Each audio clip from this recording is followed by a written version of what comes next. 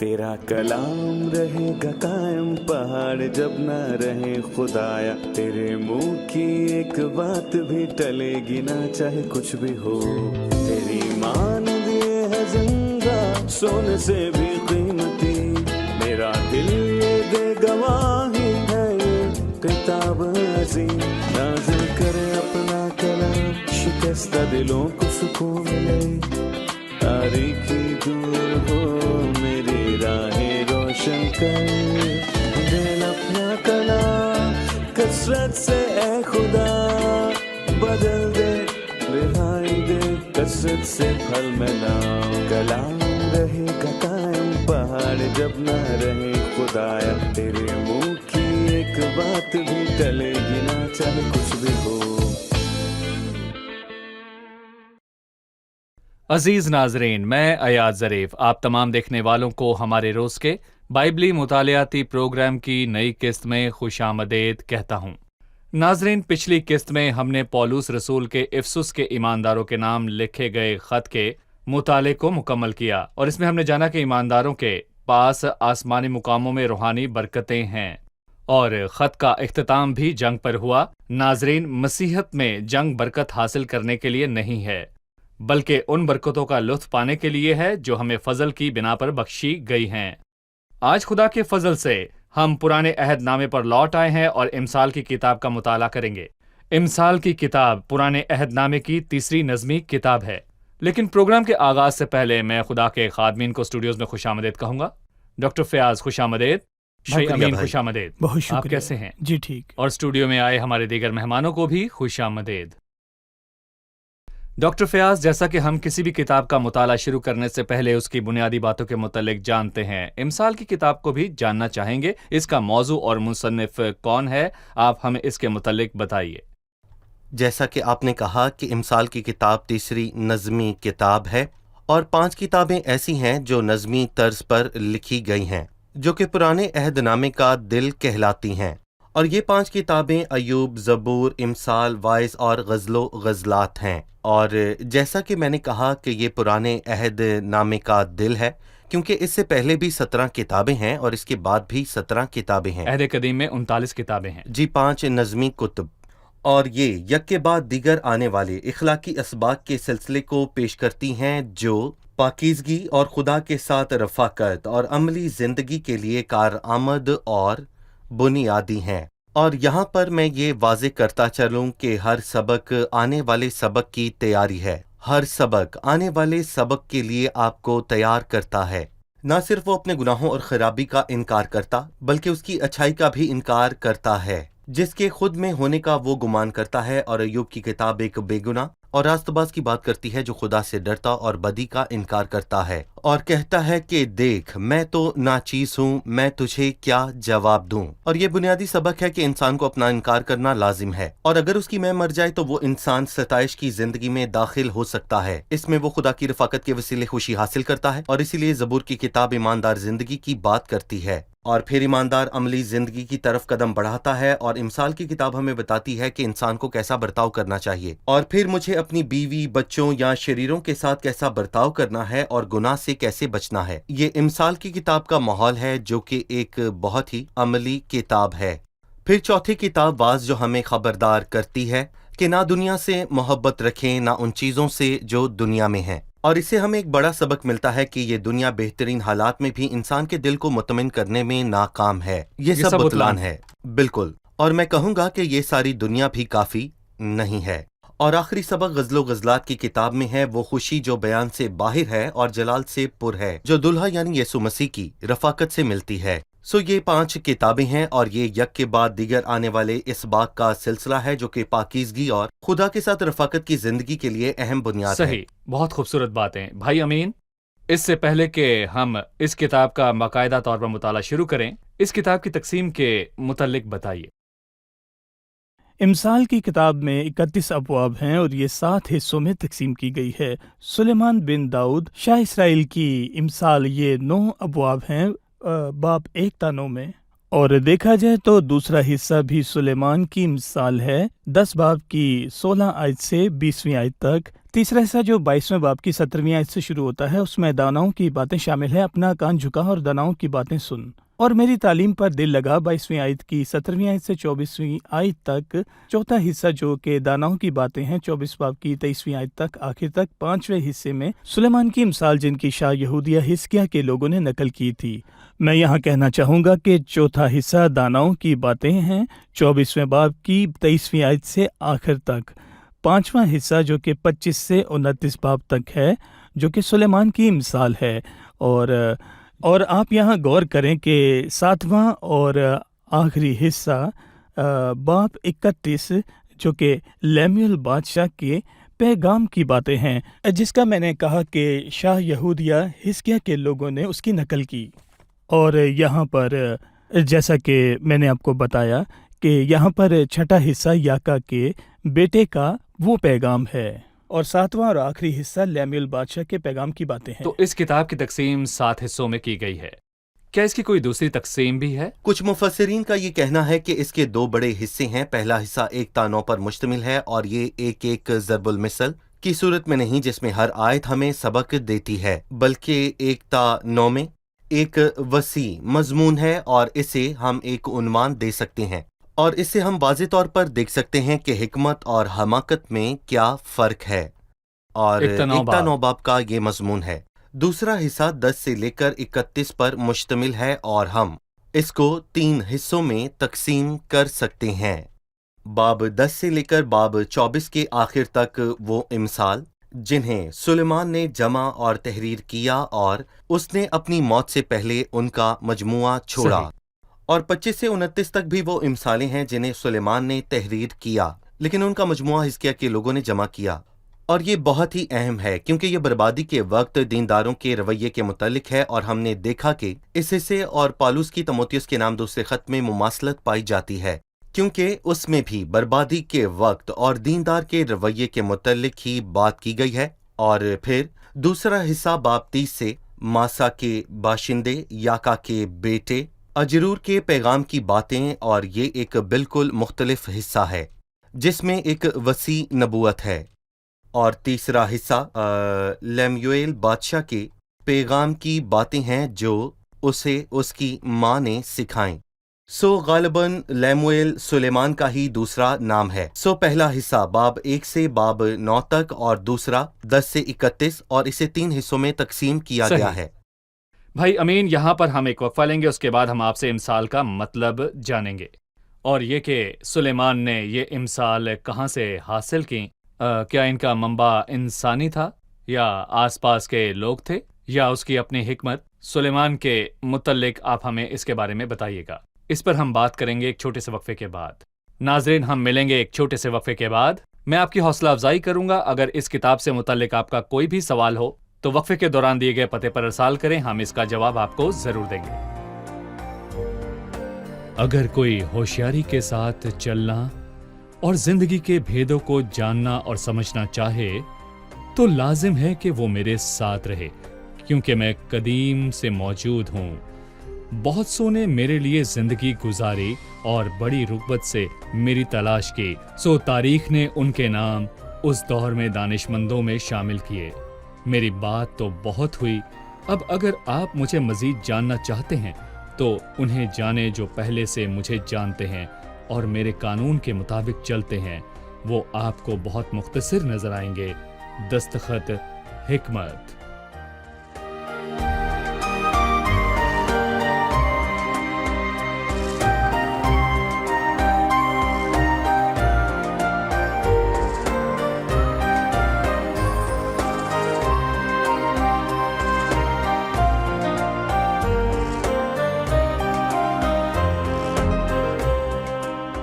خوش آمدید ناظرین، آئیے مطالعے کے سلسلے کو آگے بڑھاتے ہیں جو عہد قدیم کی تیسری نظم کتاب ہے۔ بھائی امین، میں نے وقفے سے پہلے آپ سے پوچھا تھا کہ عام طور پر امثال کا مطلب کیا ہے، اور سلیمان نے کن ذرائع کے ساتھ اس کتاب کو تحریر کیا؟ مثال ایک مختصر سی بات ہے جو کہ گہرا مطلب رکھتی ہے زندگی کے طویل تجربے کے نتیجہ میں۔ پھر کہوں گا کہ یہ مختصر بات ہے جو زندگی کے تجربے کے نتیجہ میں گہری بات رکھتی ہے۔ قدیم مشرق امثال سے بھرپور تھا، بہت سے دانا بہت سی امثال کہا کرتے تھے۔ سلیمان ان امثال سے واقف تھا اور ان دانا آدمیوں کی باتوں سے، سو ہم داناؤں کی باتیں اس کتاب میں اس کے 22ویں سے 24ویں باب میں پاتے ہیں۔ اور سلیمان نے 3000 امثال تحریر کی، لیکن روح القدس نے ان 3000 امثال میں سے فقط 900 اس کتاب میں درج کی ہیں۔ خداوند نے سلیمان کو بڑی حکمت بخشی تھی، اس کی اس درخواست کے مطابق جو پہلے سلاطین کے 4 باب میں درج ہے، اور خداوند نے سلیمان کو حکمت اور سمجھ بہت ہی زیادہ اور دل کی وسعت بھی عنایت کی، جیسے سمندر کے کنارے کی ریت ہوتی ہے۔ اور سلیمان کی حکمت سب اہل مشرق کی حکمت اور مصر کی ساری حکمت پر فوقیت رکھتی تھی، اس لیے وہ سب آدمیوں سے زیادہ دانش مند تھا۔ اس نے بڑی حکمت کی بدولت جو خدا نے اسے عطا کی، اس نے بہت سی مثالیں کہیں، لیکن روح القدس نے 900 امثال کا انتخاب کیا اور سلیمان نے انہیں اس کتاب میں درج کیا اور روح القدس نے اس کی رہنمائی کی تھی۔ لہٰذا آپ کہہ رہے ہیں کہ ضرب المثل طویل تجربے سے حاصل ہونے والا ایک عام فہم مقولہ ہے اور قدیم مشرق میں بے حد معروف تھا، اور چونکہ سلیمان دانا تھا اور خداوند نے اسے دانائی عطا کی تھی، اس نے یہ امثال تحریر کی۔ صحیح۔ آپ نے بتایا کہ اسے دانش مندوں سے اقوال معلوم تھے، لیکن ہم یہ کہنا چاہتے ہیں کہ بھلے ہی اس کی باتیں دانش مندوں کے اقوال ہیں، بالکل، لیکن اس پر مہر روح القدس نے کی، سو بھلے ہی اس نے ان امثال کی نقل کی جو تمام مشرق میں پھیلے ہوئے تھے، لیکن یہ روح القدس کے انتخاب اور ارادے سے ہوا۔ بالکل ٹھیک ہے، خداوند آپ کو برکت دے۔ امثال کی کتاب نے عام طور پر جوانوں سے خطاب کیا ہے۔ ہمارے حاضرین میں زیادہ جوان ہی ہیں جن کے پاس یقیناً اس کتاب کے حوالے سے کوئی نہ کوئی سوال ہوگا، لہٰذا جانتے ہیں ان کا سوال۔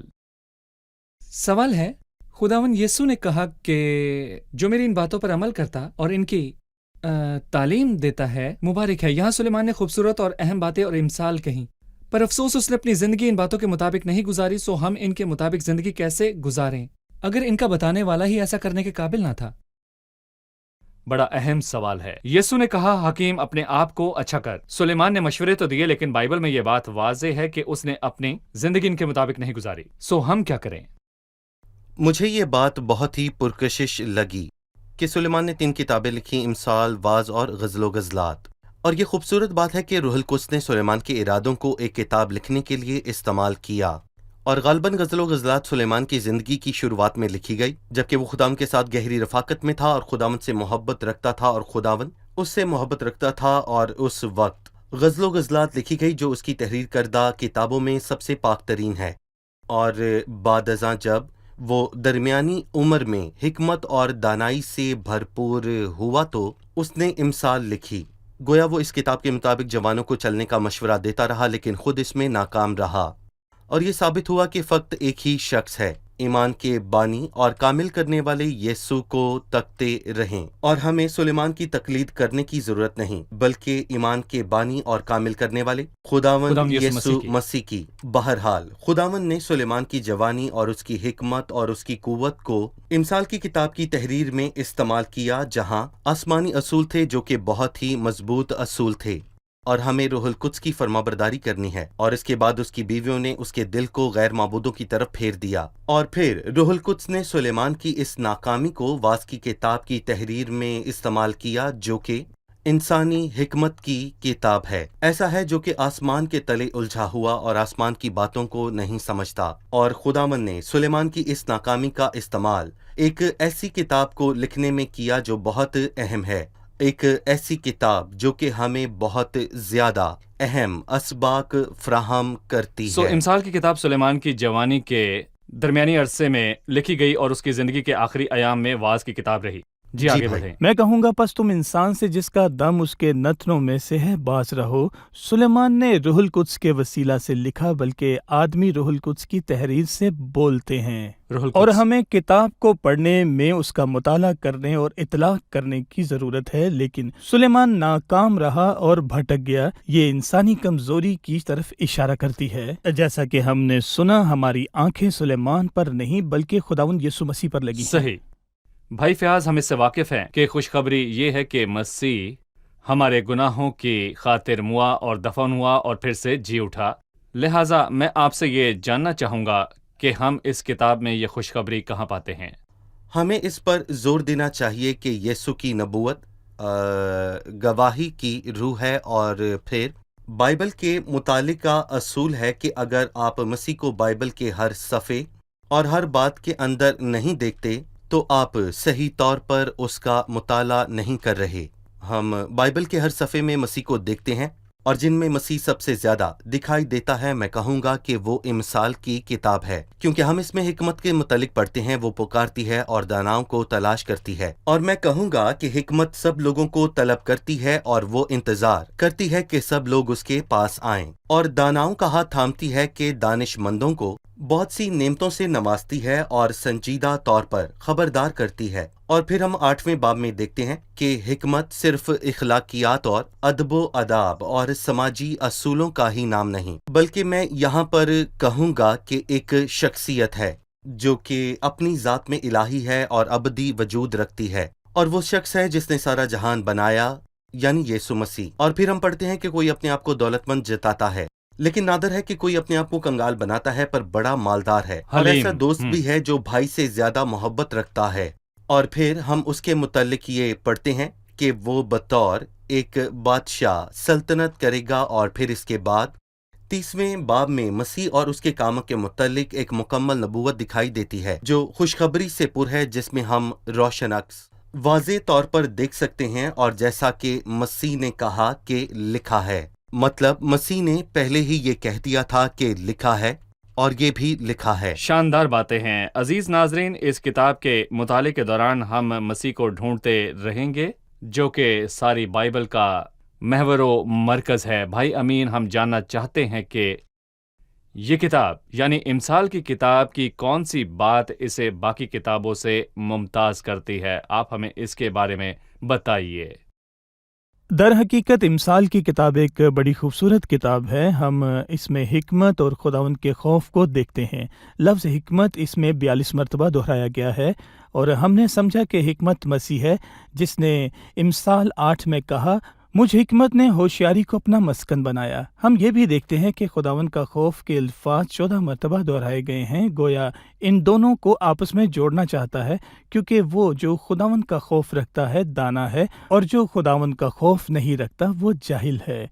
देखें, इमसाल की किताब एक बहुत ही खूबसूरत और हैरत अंगेज़ किताब है, जिसमें बहुत सी मिसालें लिखी हुई हैं जो कि साइंस से तनाज़ा नहीं रखती हैं। मसलन जब वो कहता है, अपने दिल की खूब हिफाजत कर, क्योंकि ज़िंदगी का सरचश्मा वही है। सो रूहानी ज़िंदगी का सरचश्मा दिल है, और जिस्मानी ज़िंदगी का जिस्मानी ज़िंदगी हार्वी और साइंसदान जिसने गर्दिश खून को दरियाफ्त किया कहता है कि दिल ऐसा आजू है जो सारे बदन में खून को रवां करता है, और इसी नज़रिए का इतलाक रूहानी ज़िंदगी पर भी होता है। सो ये इमसाल साइंस के खिलाफ या तजादम रखता है। दूसरी बात यह है कि इमसाल की किताब बुलंद व बाला तरीन असूलों को रखती है, जबकि दुनिया में बहुत सी किताबों में कोई असूल या इखलाकियात नहीं हैं। तीसरी बात ये है कि इमसाल और साइंस के दरमियान कोई तजादुम या मुखालफत नहीं हो सकती। इंसानी इमसाल एक दूसरे से मुतजादम हो सकती है, लेकिन सुलेमान ने 900 इमसाल तहरीर की हैं और उनमें आपस में कोई तजादुम नहीं है। जी ठीक है। अजीज नाजरीन, यहाँ पर हम एक वक्फा लेंगे, जिसके बाद हम इमसाल के तारुफ में आगे बढ़ेंगे। मिलते हैं एक छोटे से वक्फे के बाद।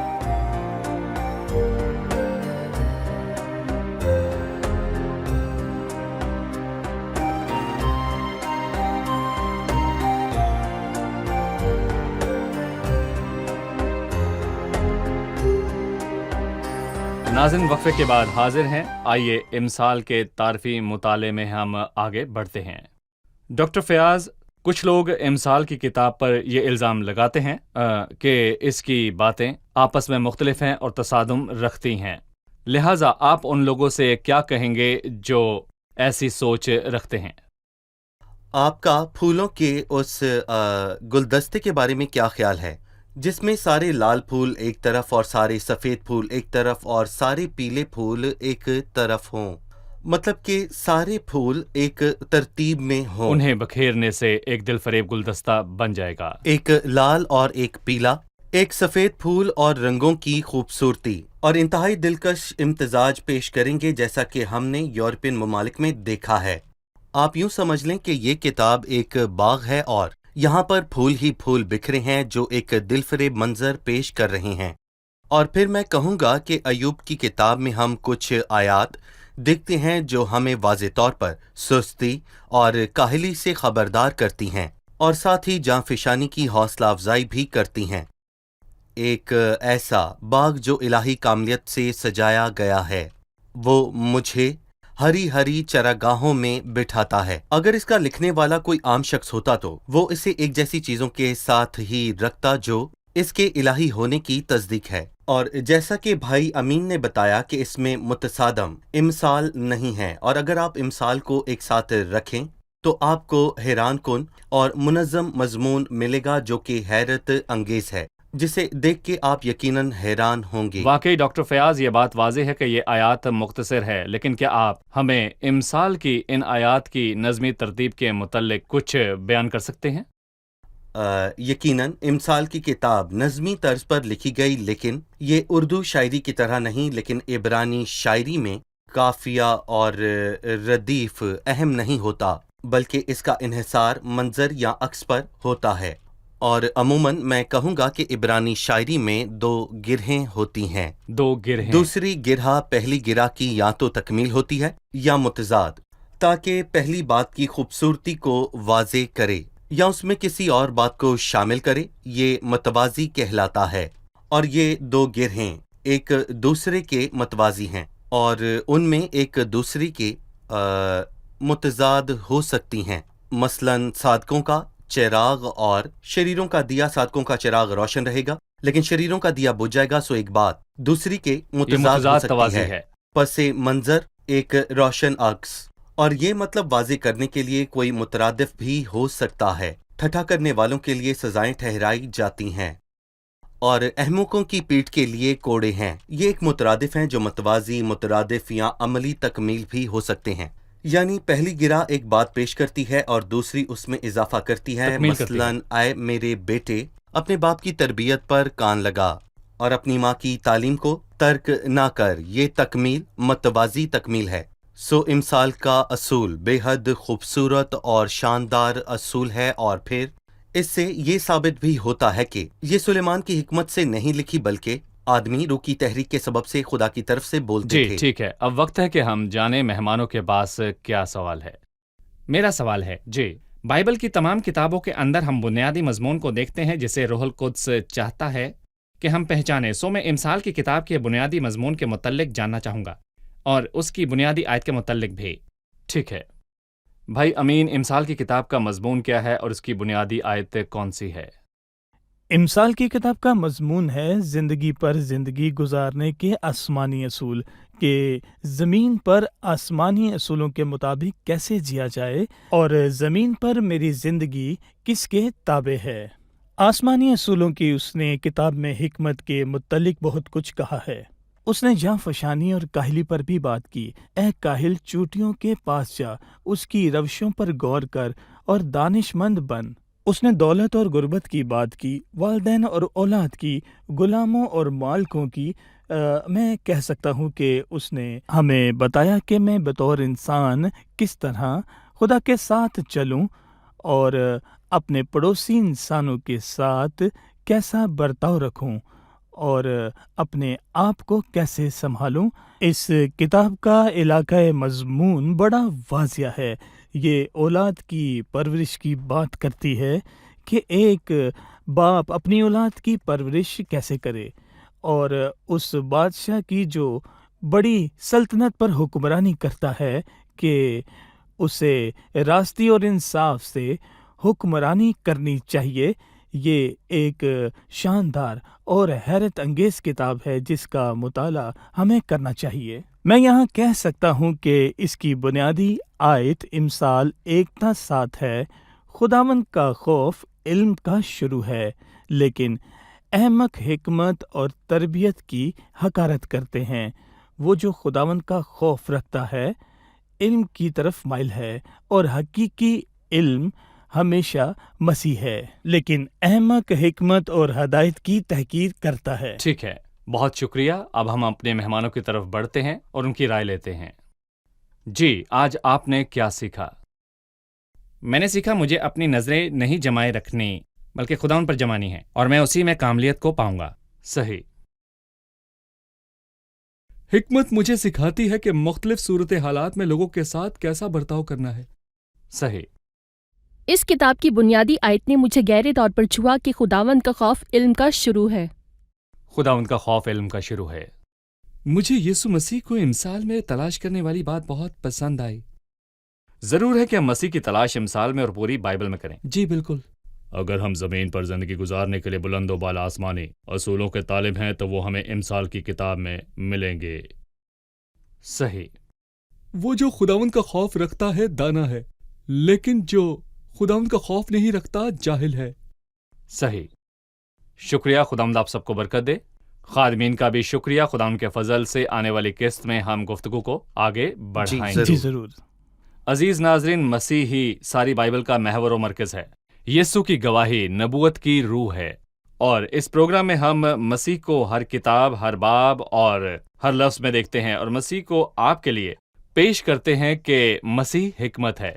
مسیح آپ کی سب ضرورتوں کے لیے کافی ہے۔ اگر آپ حکمت کے طالب ہیں تو وہ مسیح سے جدا نہیں، اور اگر آپ قدر کے طالب ہیں تو وہ بھی مسیح سے دور نہیں۔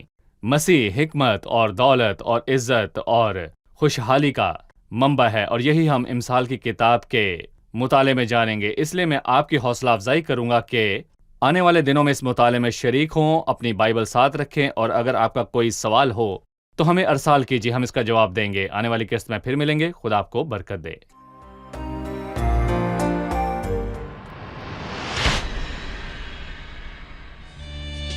حبيب العمر لطول العمر هتبقى حبيبي طول العمر والباقي العمر هتبقى حبيبي حبيب العمر لطول العمر هتبقى حبيبي طول العمر والباقي العمر هتبقى حبيبي مين زيك يسامح مين زيك يداوي مين زيك يحن مين زيك يسامح مين زيك يداوي مين زيك يحن مين غيرك يقول للشيء كن فيكون مين غيرك قادر على هدم محصور مين غيرك يقول للشيء كن فيكون مين غيرك قادر على هدم محصور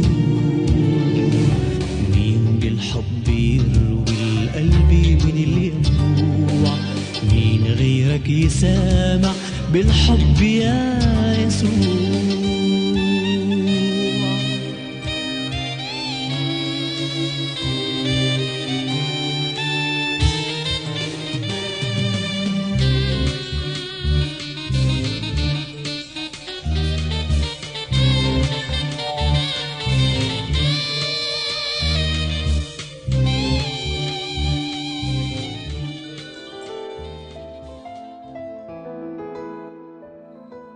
تیرا کلام رہے گا قائم پہاڑ جب نہ رہے خدایا، تیرے منہ کی ایک بات بھی ٹلے گی نہ چاہے کچھ بھی ہو، تیری مانند یہ ہے زندہ سونے سے بھی قیمتی، میرا دل یہ دے گواہی ہے یہ کتاب عظیم، نازل کرے اپنا کلام شکستہ دلوں کو سکون ملے، تاریکی دور ہو میری راہیں روشن کر، دل اپنا کلام کثرت سے اے خدا بدل دے، رہائی دے کثرت سے پھل ملاؤ، کلام رہے گا قائم پہاڑ جب نہ رہے خدایا، تیرے منہ کی ایک بات بھی ٹلے گی نہ چاہے کچھ بھی ہو۔